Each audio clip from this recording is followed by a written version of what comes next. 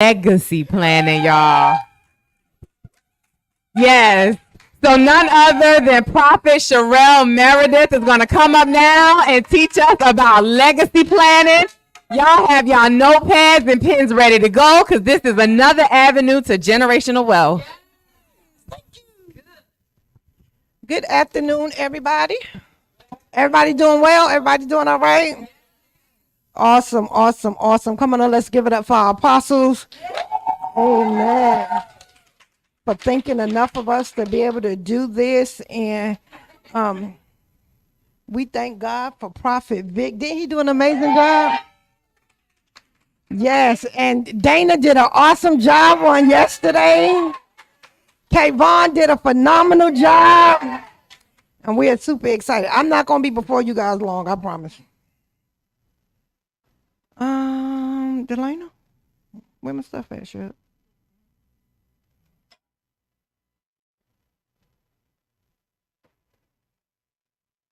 There you go.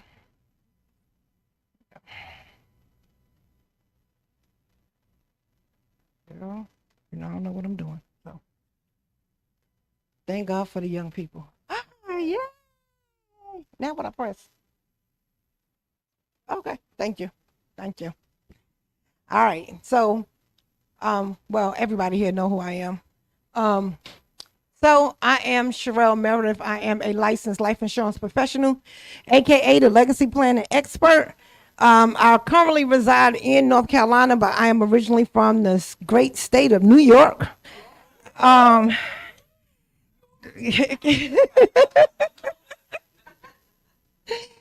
been in the industry now since about 2004. I first got my first license here in the great state of Virginia. Back in 2004, I was licensed. I also held a security license as well for variable products. And I'm not interested in doing it anymore. Not that part of it anyway. So what do? I am a broker, which simply means I do all the shopping for my people. Okay, so I make this process very simple and very easy. And I'm going to be really short, sweet, and to the point. My why. Why did I choose to become a life insurance professional? Well, how many of you know that unlike our car insurance, unlike our health insurance, it's not a matter of if you will use life insurance, it's just a matter of when. Right? We all going to use it at some point in time. Okay? Because nobody's going to get up out of here alive. Right? So, my why is I remember when my father first bought a life insurance policy, he kept telling me, Sherelle, look at the policy, look at the policy. And I kept procrastinating. I kept putting it off. I was like, my daddy, I will. Because none of us think that our parents are going to transition anytime soon. So this was a case where I thought I was ready. Right? Because I knew he bought the policy, but I didn't know what type of policy it was. So when he transitioned and I went to pull the policy, when I called the insurance company, they said, ma'am, I'm so sorry, but this is an accidental policy. This policy is not going to pay out. He died from a heart attack. That's a natural cause. Okay? How many of you know that grief and financial stress do not go together? That is a recipe for disaster. Okay? They don't go together. So that was an instance where I thought I was ready. Then I had another family member transition, and we was not ready. Okay? And we had to depend on family members and friends to pick up that bill. And because it seemed like I'm always the one in my family responsible for when everybody die, I don't know why, but I was stuck with the bill. And I had to come up with $12,000. And how many of you know the people that do the most talking is the ones that's not going to give you no money?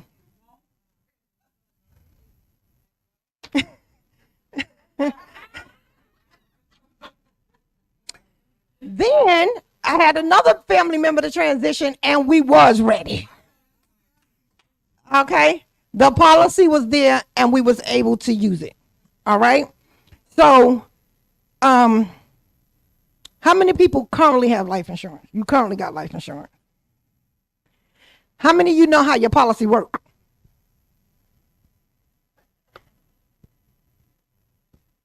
Most people don't know how their policy works.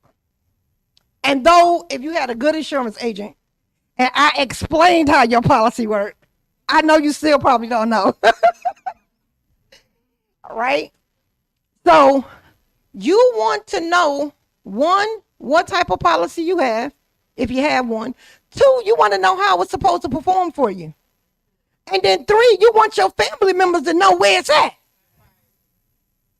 Because we have about, statistically, it's about they say it's about $1.5 million of unclaimed insurance money. Because people just don't know how to get access to the to the policy. Okay? So let's talk for a few minutes and I'm gonna backtrack. So I call myself the legacy planning expert. Somebody tell me, what is legacy? What does legacy mean to you? What you leave behind. Okay, what you leave behind. Basically, that is it in a nutshell, right? So legacy can take on several definitions. So we leave all types of legacies behind. It can be your values. It can be your faith. It can be your assets. It can be money, right? So we leave all type of legacies behind, okay? A legacy may come from a person's character or reputation, the life that you lead, right? That's part of your legacy, okay? So what is life insurance? The little pamphlets I gave you guys is just a breakdown of what it is and what we use it for, okay? And I'm not going to ask who need it, because everybody need it. If you are alive, breathing, and if you are alive and you are breathing, you need life insurance. So what is life insurance? I saw on the slide. Oh, go to the next slide. I'm sorry. So what is life insurance? It's a legal agreement between the insured, which is you, and the insurance company that specifies payment of a predetermined benefit amount upon death, subject to the terms of the insurance contract. Life insurance proceeds are generally free from federal income tax. So when you get benefits from a life insurance policy, they are not subject to federal income tax. That is a good strategy to know. And we're going to talk about strategies in a minute. Who needs life insurance? Everybody, right? And why do you need it? You want to protect yourself and your family members from what? Financial hardship, okay? And that's if you become chronically ill, critically ill, or terminally ill. So life insurance, how many of you know you can use life insurance while you're alive? And I'm not talking about doing loans and withdrawals, because everybody know that. If you know about whole life insurance, the one thing the agent sold you on was, you know what? You could take a loan against your policy. You can withdraw against your policy. I'm not talking about that.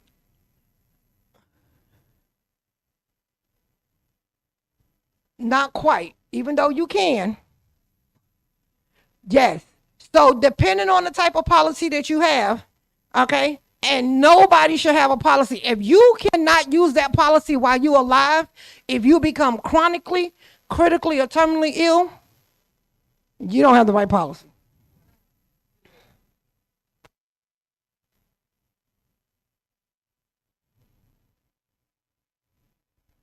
Sure. So the old traditional life insurance policies, if you had a whole life or a term policy, and we're going to talk about the difference in a second, you only can use it as a death benefit. So that means you never got to use the policy, only your family members could when you die.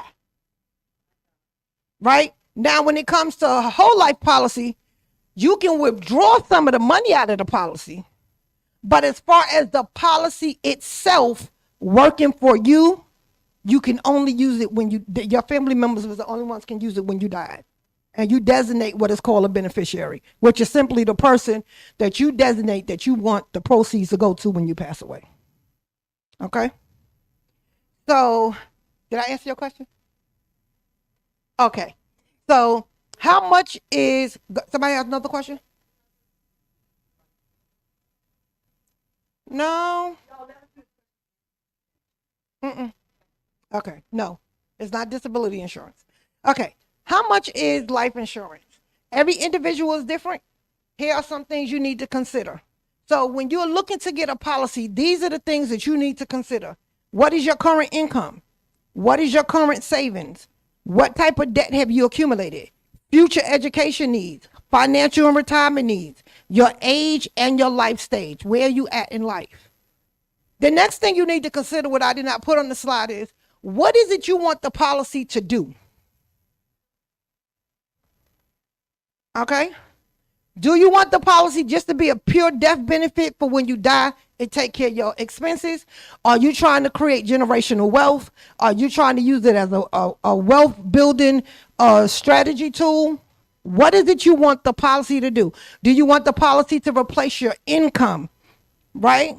So here's some things. Thank you, Nadia. Here's some things that you can use your life insurance policy for. Mortgage protection. It assists with paying your mortgage payments. It assists your families with paying your mortgage payment or paying your mortgage off in its entirety. Mortgage protection is different from PMI. A lot of people don't know that. They get the two confused. PMI protects the lender. It does not protect you. PMI is private mortgage insurance. So when you get a mortgage out on your house, if you don't have a certain amount in down payment, they tell you you need PMI. They roll it into the loan, right? That protects the lender. So if something happens to you, the lender will get paid, but your family still can lose the house. Mortgage protection protects your family. Okay, so it will contribute to paying the mortgage or paying the house off. All right. Some people also use life insurance for income replacement. That's what it's majorly used for. So whoever the primary breadwinner is in the house, right? If something happens to them, you want to be able to replace that income so that you do not have to change your standard of living. Okay. Estate planning is another tool that life insurance is used for, and that's a whole nother topic. And then charitable giving is another reason people get life insurance, because they want to donate to their favorite charity, but it's also used for tax benefits. Okay? So this is, I want you guys to picture a house. What is the most important part of the house? Say it. The foundation. If the foundation is not built right, what happens to the house over time? It begins to crumble. So I want you to picture your financial house. Picture your finances as a house. The foundation of the house is, of course, your income, the money that you earn, right? And then it's your savings, right? So everybody should have anywhere between 3 months to a year worth of savings sitting in the bank account. Right? Preferably a high yielding bank account if you can, because you're going to get more interest than you would if you just leave it in a regular account. Okay? And then your life insurance. Life insurance should be just as important to you as your utility bill. Because what it says to your family members, how much you really care about them. That you don't want to leave a financial burden on them. That is part of creating and leaving generational wealth.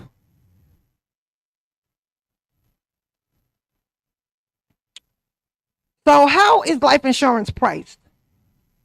I want y'all to think about this. Life insurance is priced according to your age. So the older you are, the more it's going to cost you. It is priced according to your health. The more health conditions that you have, the more it's going to cost you. Now, there used to be a time that if you had certain health conditions, you was considered to be what we call uninsurable. Okay? That is not the case anymore. We can get you coverage regardless of what your health issue is from age 0 to 85. Okay? It is also priced according to gender. Males' premiums are usually higher than females. It is also priced according to your lifestyle. So, believe it or not, if you have a reckless driving record, that will increase your premium. You know why? The insurance company is all about risk. You are considered high risk if you have a reckless driving record. Because to the insurance company, there is a higher chance that they have to pay out a death benefit a whole lot faster. Right? So all of it is connected. So that's the way they price your life insurance. So I get a lot of people say, oh, I want $100,000 life insurance. And you 60 years old. You know what that premium look like? Even in the best of health. You talk about a $250, $350 something premium. Just because of your age alone. Right? So the younger you are, the cheaper or the less expensive it's going to be.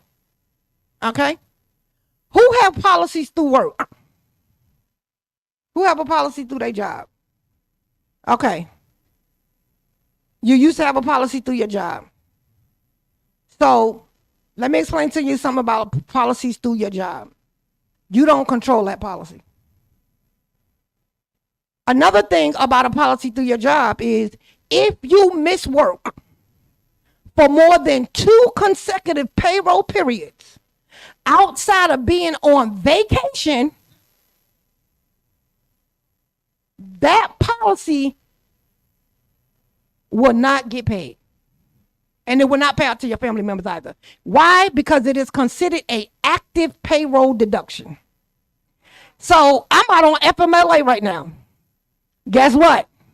My policy at work, I've been gone longer than 2 payroll periods. Thank God I got a policy outside of work. So God forbid if something was to happen to me, my children and my husband don't have to do no fish fries or no GoFundMe's, right? So that is something I always tell people that say, oh, well, I got life insurance to work. That is good. Keep that policy because it's cheap. The premiums are very little because it's a group policy. So you have a lot of people on that policy, right? But make sure you have a policy outside work that you can control. Another thing about work policies, if you become chronically ill, guess what? That policy is not going to pay.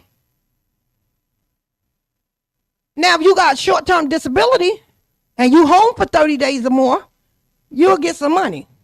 But outside of that, your life insurance policy is not going to pay. Okay? So you want a policy that you control and you know exactly what's going on. All right? So we talked about what life insurance is. We talked about the way it is priced. Okay? Now, this is a question I get all the time. Sherelle, what is the best life insurance policy? The best life insurance policy is the policy that you can get qualified for. I'm not going to keep it real, for real. That's the best, because that's the best for you. You understand what I'm saying? Now, I may write Prophet Vic a policy and write Pastor Charlene a policy, and she may find out what he got and want it, but if she can't qualify for it or can't afford it, that's not the best for her. Okay? What's the worst type of insurance policy? The one that's not enforced when you need it.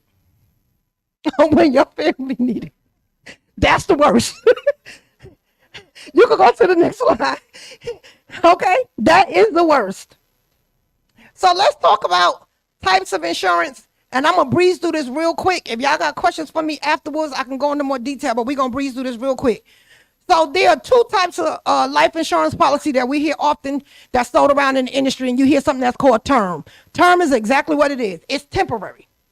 It is for a term. It could be a 10-year term, 20-year term, 30-year term. Okay? It is termed. So that means after whatever term you chose, at the end of that term, you no longer have insurance or you can renew it. But keep in mind with term policies, 1, they have no cash value. 2, when you go to renew the term, you are now older. and you have to prove insurability again, which means you got to requalify. And guess what? That premium is about to do what? Increase. And it's probably going to double or triple. Okay? Why would I buy a term policy? You buy term policy, they do have their place. So don't get me wrong. If you are young and you have a family member, when I say young, 40 or younger, and you have a family member, you have a family, you own a house, you are the primary breadwinner in your house, but you don't have a whole lot of income, but you need a lot of face amount. That's when you'll get a term policy. Okay? So I'm 30 years old, I'm married, I got children, we own a house, you may not own a house, we're paying rent, but you know what? My husband or my wife is the primary breadwinner, and if something happens to them, we're going to be up a creek without a paddle. At 30 years old, get a term policy. Okay? Because now at that point, you can get $300,000, $400,000, $500,000 in insurance, even $1 million in insurance, and the premium is going to be fairly low. Okay? That's when you will buy a term policy.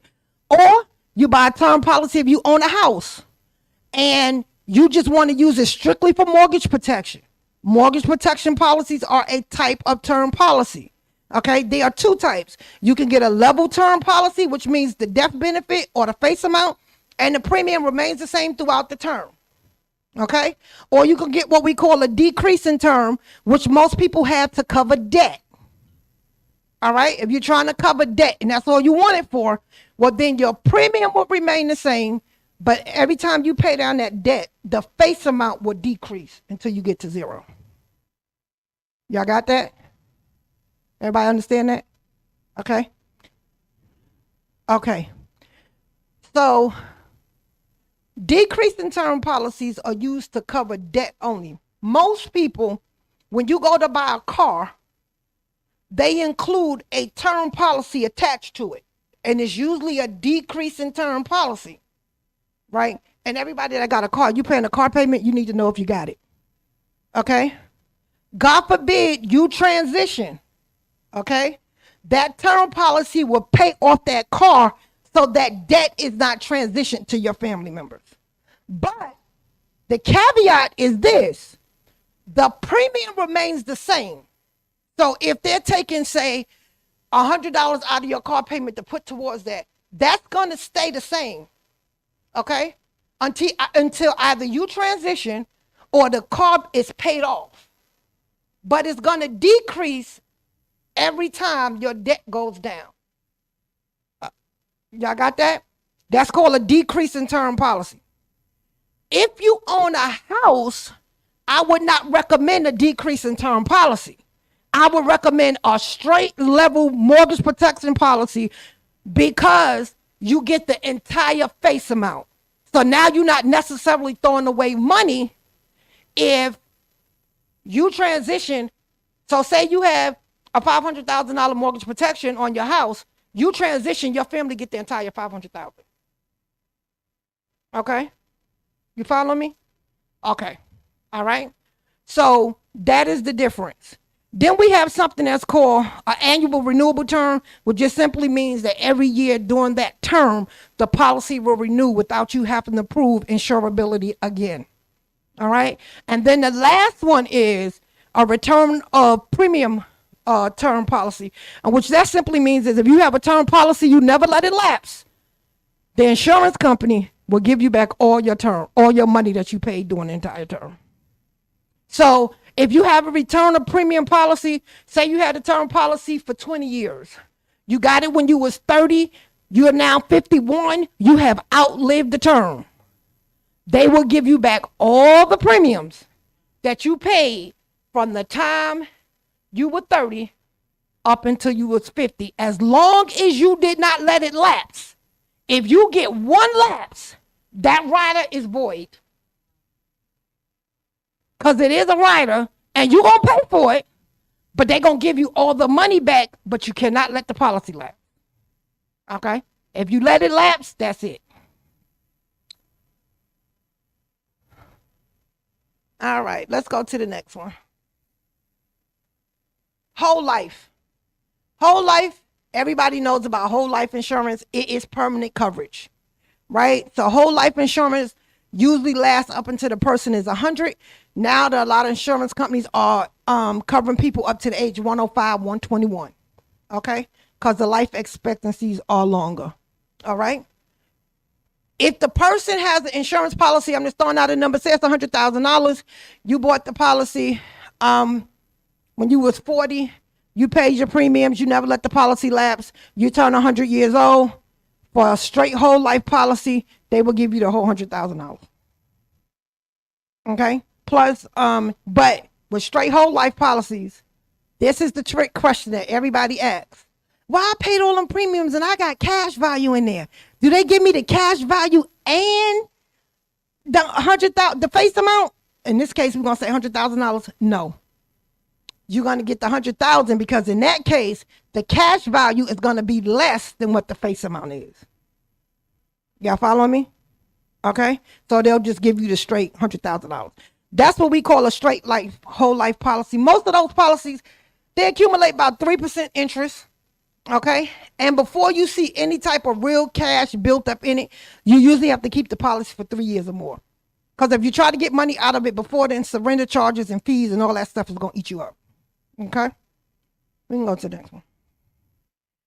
So the next one is, it is called a universal life policy. It is a type of whole life policy. Okay, it is a type of whole life policy.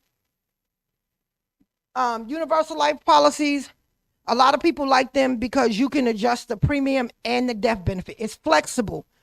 The premium is what you pay. The death benefit is the amount of insurance that you have. So if you have a $100,000 policy, that's what your death benefit is, or your face amount. It means the same exact thing. Okay. So with a universal life policy, it's flexible. You can, adjust the death benefit. You can adjust the premium on how you're going to pay it and the amount that you're going to pay. You can adjust all that. Just keep in mind, though, if you miss the payment, you got to have enough cash value in there to cover it. If not, the policy will lapse. Okay? Another type of universal life policy, and this is the buzz going on right now. Dr. April was asking me about this yesterday, so I'm going to answer your questions. It's called an IUL, Index Universal Life Policy. You hear a lot of people say, be your own bank. A lot of people talk about infinite banking, right? That's the buzz going on right now, right? How are they doing that? They're doing it through an Index Universal Life Policy. So what is the Index Universal Life Policy? An Index Universal Life Policy is tied to an index. Somebody give me a name of an index. What's one index everybody know? Nope, stock market ain't the index. S&P 500, right? Everybody knows the S&P 500, and there's a couple of them out there, but the S&P 500 is the one that mostly everybody know, right? So what the IULs are is they have two components, which is your cash value and your death benefit. But they have three elements. The three elements is the premium that you pay, the death benefit, meaning the face amount. We're going to keep using that $100,000 as an example. And then the cash value. Okay? So, how many of us heard of the Rockefellers? Everybody know who the Rockefellers is. How many of us heard of the Vanderbilts? Everybody know who the Vanderbilts are? Okay. Remember I told you earlier that life insurance can be used as a generational tool? That's what the Rockefellers did. The Vanderbilts and the Rockefellers both were wealthy families. The reason why the Rockefellers are still one of the most wealthiest families today is because they use this type of policy right here. An Index Universal Life Policy. This is what they did. They took out a universal life policy on every child that was born in that house. Every child that was born in the Rockefeller family has an IUL. Okay? From the time they're born, they take out this type of policy. Here's why. the government allows us to fund this type of policy. You get to fund a certain amount of money in it every year, right? And as you fund the policy, it accumulates cash value. So the more money you put into the policy, the faster the cash value grows. So say if my premium for $100,000 IUL, I'm just throwing out a number, say it's $110. But you are 38 years old. Our rule of thumb is however old you are, put a zero behind it, and that's how much you need to put into your IUL. Okay? So that additional $200 and something, right, that you are putting in the policy is helping your cash value grow at a lot faster rate. Okay? So this is the way it works. With an index universal life, what the insurance company says is this. You have a floor and you have a ceiling. The floor is the minimum guaranteed contract rate of interest rate rather. So the insurance company may say, we guarantee you 4% interest in this policy. And they get to determine what the ceiling is. And they may say the ceiling right now is running between 8 and 12%, depending on what insurance company it is, right? If the index is performing poorly and it drops before that 4%, you still going to get that 4% because that is the floor. They're telling you we're not going to go below that. But now when it's performing good, you're going to get that 12%. How many of you heard of the rule of 72? How many know what the rule of 72 is? Go ahead. You were saying something, Dan. You know what it is? Okay. So the rule of 72 is this. The rule of 72 tells you how long it's going to take your money to double. This is what the banks do, y'all. The banks take the money that we put in our accounts. I hope y'all don't think it just sit there. Okay. Y'all know it don't just sit there, right? They invest your money. Okay?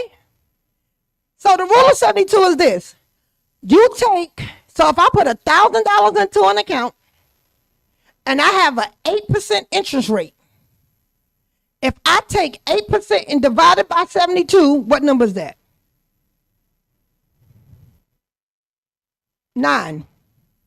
So that means it would take 9 years for my $1,000 to become $2,000.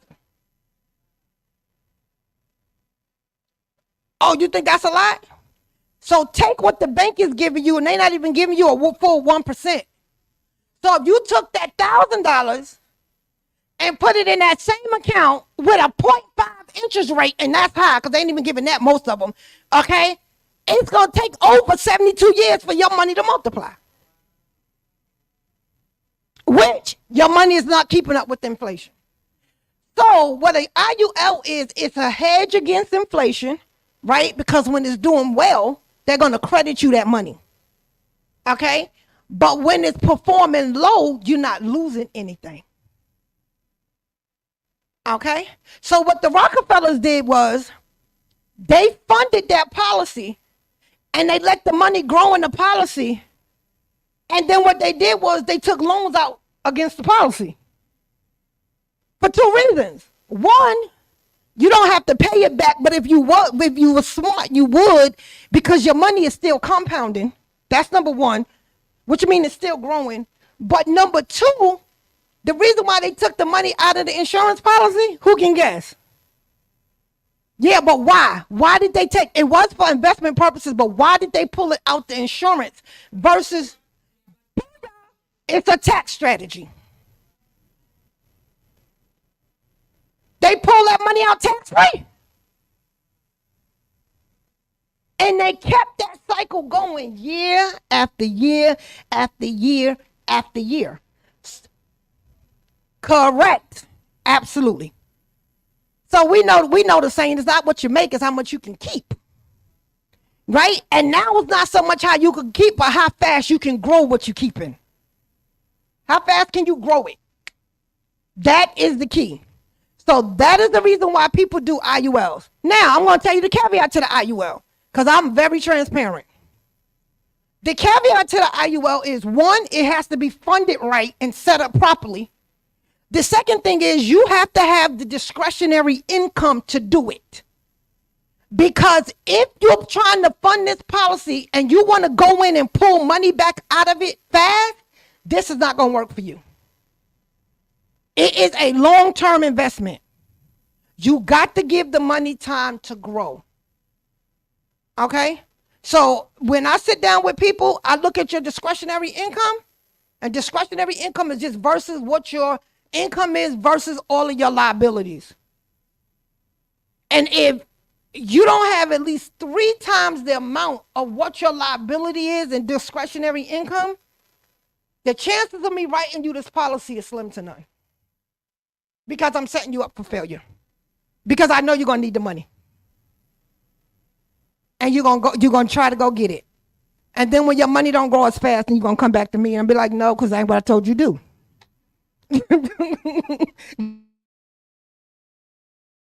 I told you to work. Okay.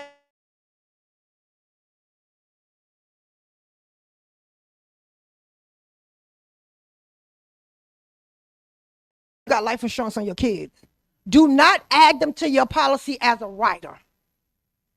Don't do it. Because here's why. You negate all of the living benefits for your children. A rider is nothing but a pure death benefit. And then guess what? After they turn 25, that's it. They drop off anyway. Okay? So don't, or you turn 65, whichever one comes first. So don't add children as riders. Get them their own policies. All right. And they're very cheap too. So the other type of policy that, another type of universal life policy, you may hear this one too. Back in the early 2000s, this was the buzz, VUL, called Variable Universal Life. It works just like the IULs, except it's tied to something different. It's tied to the stock market and mutual funds. Okay?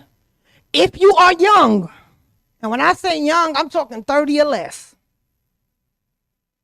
Okay? And you want to do a VUL and you have the discretionary income to fund it properly, go for it. They put your money in sub-accounts. Okay, they diversify your money into different mutual funds. But here's the caveat. You take all the risk. Guess what, guys? Same way in your 401k. If you have a 401k, you take all the risk. If you have a 403b, you take all the risk. So what it means is if it's because your 401k, your 403b, all of your IRA, your Roth IRA, all of that is tied to the stock market. So if the stock market is doing good, you make money quick. But the minute it crashes, you lose everything you had in the accounts. Right? So what I like to tell people is if you're 30 or younger and you have that discretionary income, go ahead and do the VUL. I can't write it because I don't have a security license no more. And not interested in getting one, so don't ask me. Okay? But you can do the VUL. All right? And then after you accumulate a certain amount of money, pull the cash value out and then go put it in an IUL. No, there's no penalty. It's tax-free. It is not tax deferred. That's what you reference when you ask me, is it a penalty? Penalty. Tax deferred. 401k, tax deferred. 403b, tax deferred. IRA, tax deferred. Roth IRA, tax deferred. The difference between a Roth and an IRA is only one thing, and that's the age difference. When an IRA, they make you pull it out between 59 and a half. A Roth, you can keep it in there till you're 72. That's the difference. But they both are tied to the stock market. So if you're young, those accounts are great. But then pull the money out once it grows to a certain amount and put it in an IUL. Okay? So that's how you protect your money. So that's a variable universal life. Let's go to the next one. GUL is guaranteed universal life premiums. They are smaller face amounts. They are level premiums. That means that the premium just don't change over time. They are not tied to no stock market, no mutual funds, or an index. They have a general account, just like a straight whole life policy. And then the last policy is a final expense. You would do a final expense policy if you are over 45. Okay? You over 45 and you just trying to leave a pure death benefit, which simply means this. I just want enough money in the policy that my family do not have to do no GoFundMe's. They do not have to do no fish fries. It's going to cover all of my final expenses. Your funeral, cremation, burial costs, flowers, the obituary, stuff like that. Okay? Or any type of medical bills. Those policy face amounts are usually anywhere between $5,000 and $50,000, just depend on what you need. All right? So people have all types of insurance policies. It depends on what you want the policy to do. All right? So everybody's situation looks different. Okay? Because some people policies, they want to leave a bunch of money behind. Some people saying, no, I have other assets that I want to leave my children or my family members. So all I need is a final expense policy. I don't need a big, huge policy. Okay? But you need to know what the policy is doing. You need to know how your policy works. And your family need to know you got a policy and they need to know where it's at. And if you don't have one, you need to get one ASAP. Let's go to the next one. Did I finish? Was the last one? Oh, no, was it? Okay. Anybody got any questions before we move? We got 2 more topics to cover and then we're going to be done. Yes, ma'am.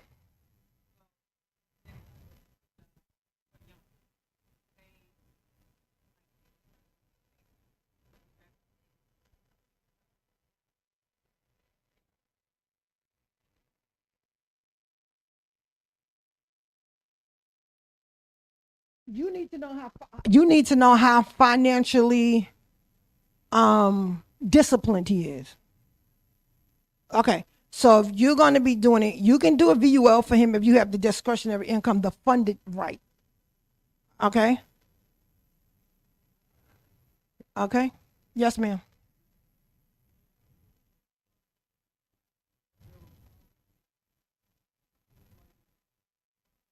Okay.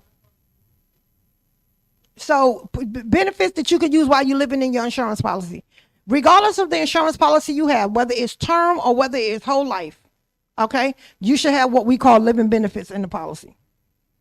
Living benefits simply just means you can use the policy if you become critical, chronic, or terminally ill.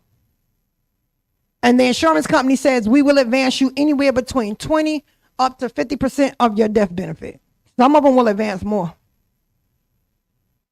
It's an advance, and they subtract that from the death benefit.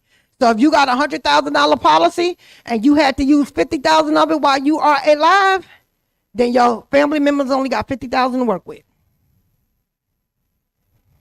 Yes, sir. Oh. Okay. Anything else before we move to the next one? Y'all good? All right.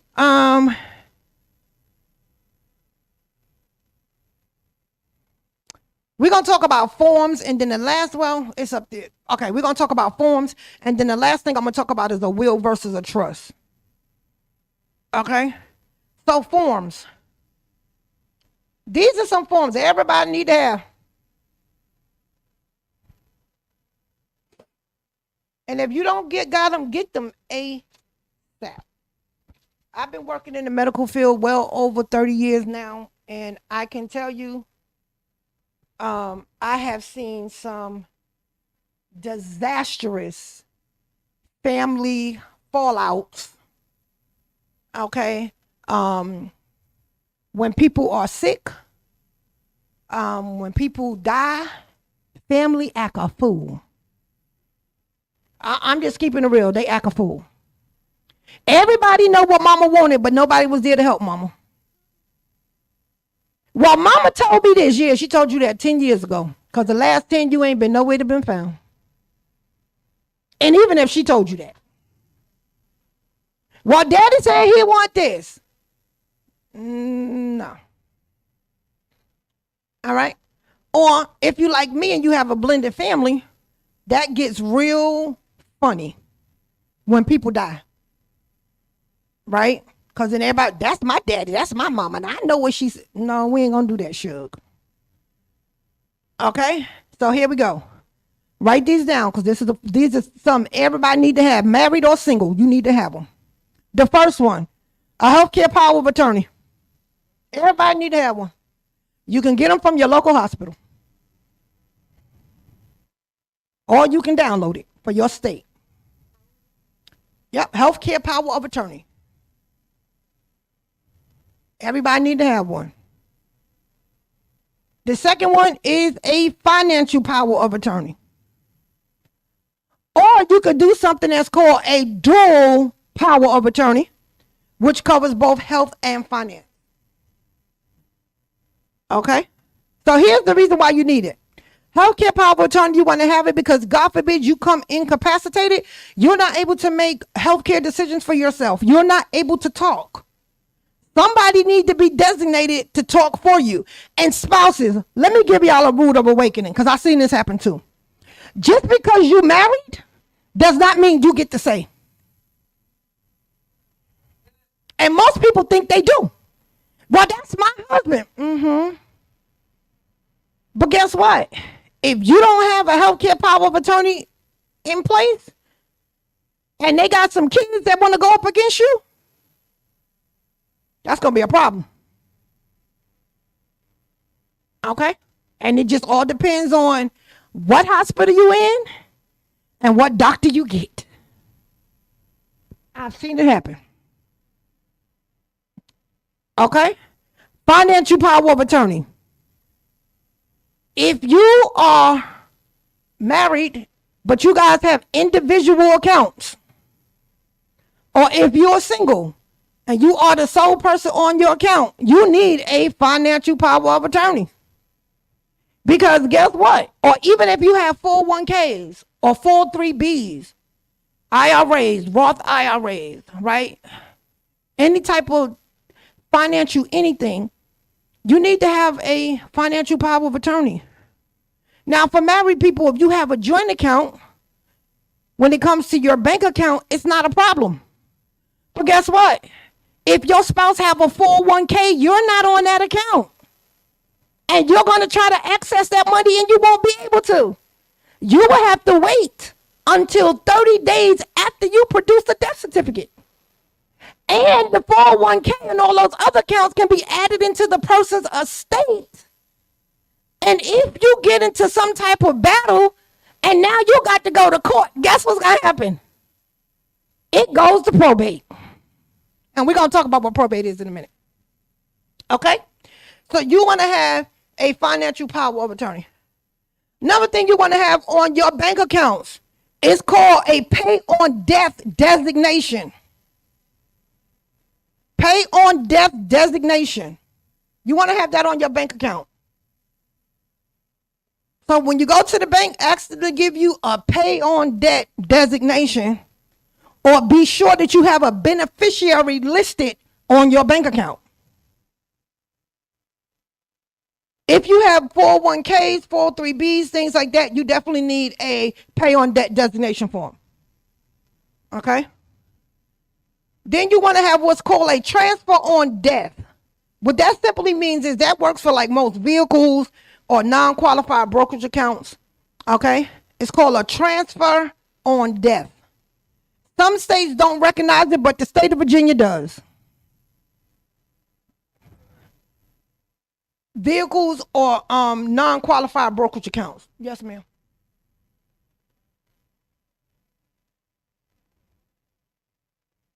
No, the transfer on death, the pay on debt is done with the bank, or you can just go to the bank and list what's called a beneficiary.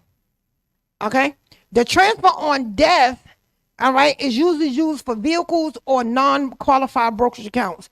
And you can get that form from your lender, whoever you got a car note through, if you got a car note. We're going to talk about it in a minute. Okay? So for real estate, it's called a beneficiary deed. It's called a beneficiary deed. It has the same concept, but it's called a beneficiary deed.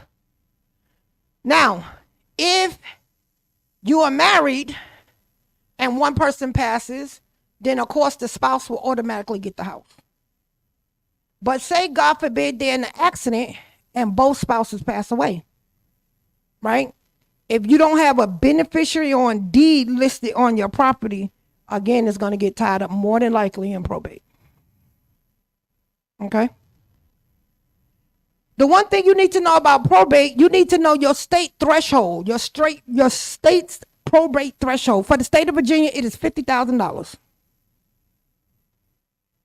So what that simply means, if you have any assets, $50,000 or more, which is going to lead us into our next and final section, you can get tied up in, your assets can get tied up in probate. Okay?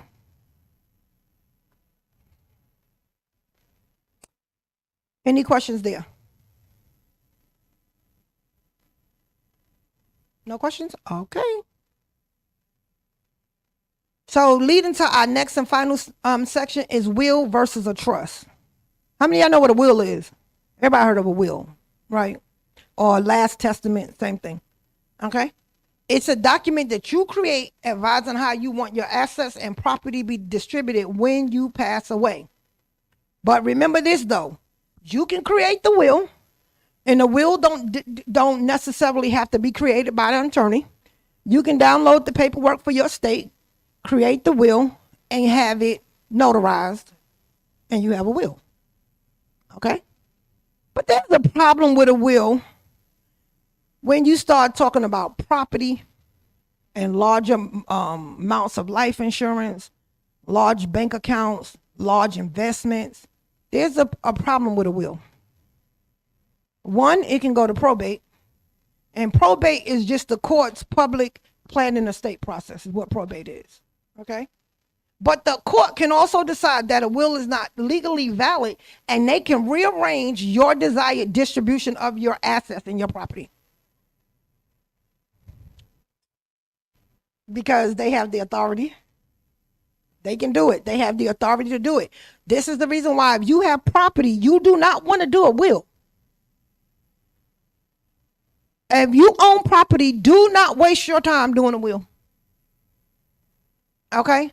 Do a trust. Okay? Do a trust. Okay? Don't waste your time doing a will. All right? So let's talk about a trust for a moment. So a trust must be set up by an attorney. Okay, so it's going to cost you something. It's going to cost you a little bit of money. But a trust must be set up by an attorney. The trust ensures that your assets are managed according to your wishes during your lifetime and after. Okay, you have two types of trusts. You have what's called a revocable trust and an irrevocable trust. A revocable trust gives you the authority to go in and change it at any given time you want to. So say you had John Boy get in the house. John Boy done piss you off.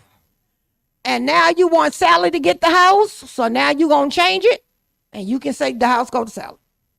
You can put that in your trust. Right? There's a trustee that will execute the trust. Okay, but you have total control over it. All right. Then you have something that's called an irrevocable trust, which means once you set it, that's it. You can't go back and change it. Okay. So again, if you have property, do not waste your time doing a will. Go ahead and pay the trust attorney to set you up what is called a living trust, and go ahead and get a trust. And like I said, it's going to cost you a little bit of something, but it's going to be worth it in the end. Give me 1 second. You sure can. I just want to say this one more statement before I forget. The trust also hides your assets from public access. That is the reason why a lot of people put things in trust. Because guess what? In a will, say I get left a house in a will, right? And I'm married and I get a divorce. and say that house is worth $250,000. That $250,000 now does what? It goes against my income. Okay? So guess what now happens? That house get tied up in probate because I'm in the middle of a divorce.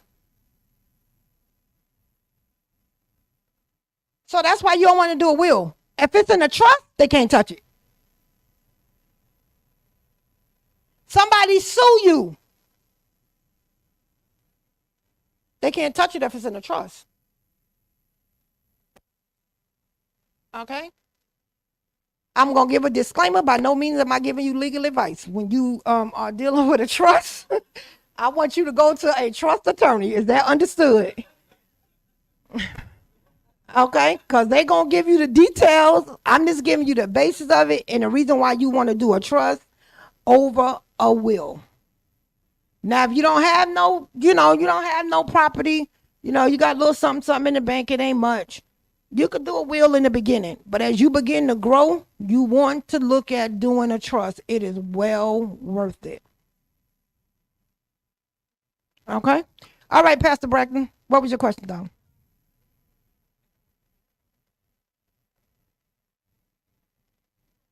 Yes, ma'am.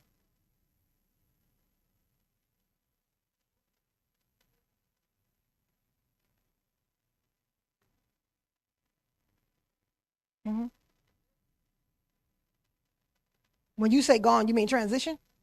Oh, yeah, you can do it then. Oh, guys, I'm glad you said that. Another thing, too, the same thing with your life insurance. You can do a designated beneficiary, but if you do paperwork and have somebody on your life insurance as an irrevocable beneficiary, you cannot change it no matter what happens unless they agree. If you have a life insurance policy, so this usually happens with spouses, right? This usually happens with spouses.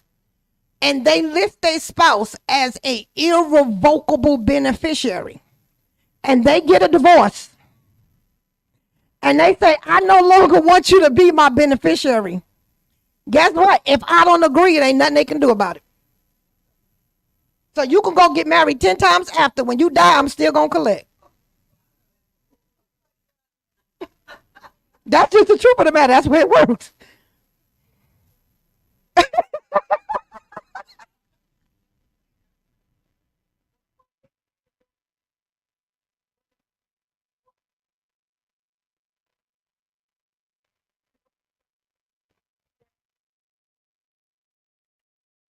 It's going to do so this is where we get into estate planning. And I can't go into detail right now because we ain't got enough time, but I will give you the surface of it. When you create the trust, the lawyer will have you list out how you want the people to be listed and who get what. It's called contingency. Okay? So they will have you list out who's primary, who's contingent. And they'll have you keep going down the line like that. I will give y'all this one nugget though. If you decide to do a trust, when it gets to your contingency portion, a lot of people make this mistake. They disinherit their grandchildren by mistake. Because they only list the children. And if that child dies, the money goes back into the estate. Right? The grandkids get disinherited by mistake because it's the way you listed it. So you want to make sure that if you're doing a trust, when you talk to the trust attorney, you want to make sure that everybody is listed. See, that's another thing the Rockefellers did. So they never lost no money when they start dying off. You understand what I'm saying? So April said something that made sense yesterday. Own nothing. And this is what a trust says. I own nothing, but I control it all. That's what a trust says. So you come to sue me, my house is in the trust, my car's in the trust, my business in the trust, everything in the trust. It look like I ain't got nothing.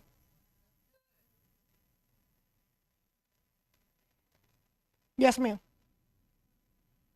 It is good.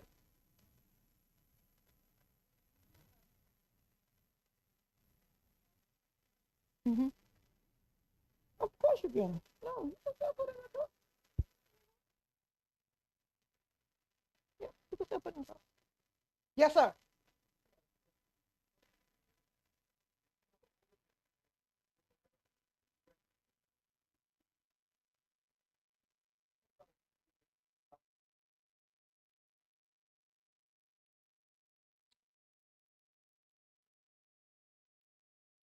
It's not showing that you have any assets or anything like that. So the trust, whoever is the executive, well, that's the executive of your will, whoever is the person that's helping, the attorney that's helping you set up your trust, they'll show you how to get those assets to put it under the trust as well. They'll show you how to do it. Okay, because it is a technique. And that's what a lot of wealthy people do. They accumulate all of this stuff, but it looks like they don't own anything, but behind the scene, they're controlling it all. And they're controlling it through a trust. Okay? Yes, Nadia, I told you. No, no. This is going to cost you a couple $1,000s, but it's worth it. It's the best investment, as far as I'm concerned. It's one of the best investments you can make. It's worth it, especially if you one that you know you want to keep accumulating. You understand? Yeah. Any other question? No other question? Well, thank you guys so much for your time. And if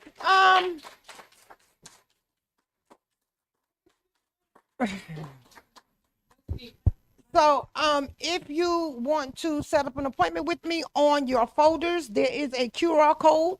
You can just scan the QR code. Mostly everybody here don't got my phone number. Or you it's a QR code. You can scan the QR code and get on my calendar. And I will be more than happy to sit down with you. Again, remember that insurance is customizable. It is based on everyone's individual needs. And I will say this, please, please, please, please, please, do not let the fear of what type of policy you can get keep you from getting nothing. Okay? Because something is better than nothing.